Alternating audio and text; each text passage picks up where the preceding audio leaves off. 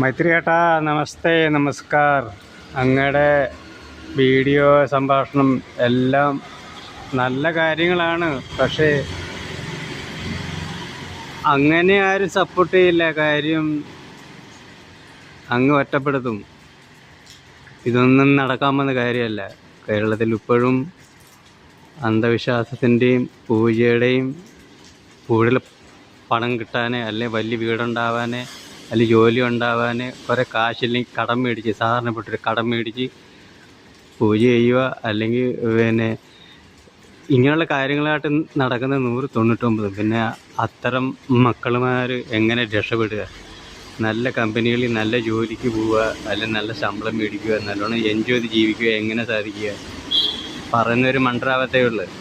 അങ്ങയുടെ ഈ ഒരു കാര്യം നമുക്ക് ഭരണം കിട്ടിയ കാലത്തേ വന്ന് ഓപ്പൺ ചെയ്തായിരുന്നെങ്കിൽ നല്ലതായിരുന്നു. ഇനിയൊന്നും അതൊന്നും വരില്ല. കാര്യം അങ്ങനെ ഒറ്റപ്പെടുത്തും എല്ലാവരും. അങ്ങയുടെ വാക്കുകൾ അറിയാൻ വയ്യാണ്ടല്ല, എല്ലാവർക്കും അറിയാം. പക്ഷെ അതൊന്നും പ്രാബല്യത്തിൽ വരാൻ ഭയങ്കര പാടാണ്.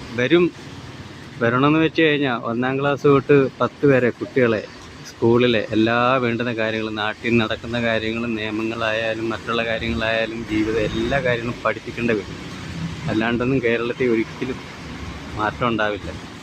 പിന്നെ ആൾക്കാരുടെ വൈഷമ്യവും വിഷമവും ബുദ്ധിമുട്ടും കാണാമെന്നല്ലാണ്ട് ഇപ്പോഴും രാജഭരണം ഒക്കെ ഒരു ജോലി ചെയ്ത് കഴിഞ്ഞാൽ നമ്മൾ കാശ് കിട്ടാനും ശമ്പളം കിട്ടാനും ഇപ്പോഴും കേരളത്തിൽ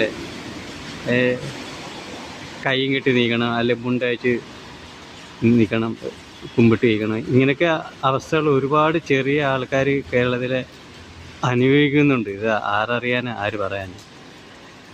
അപ്പോൾ ഇതിനൊന്നും മാറ്റം പെട്ടെന്ന് വരുമെന്നറിയില്ല. അങ്ങ് 1000 നാൾ ഒരു കേടുമില്ലാണ്ട് ജീവിക്കട്ടെ, മുന്നോട്ട് പോയിക്കോട്ടെ. ഹായ്.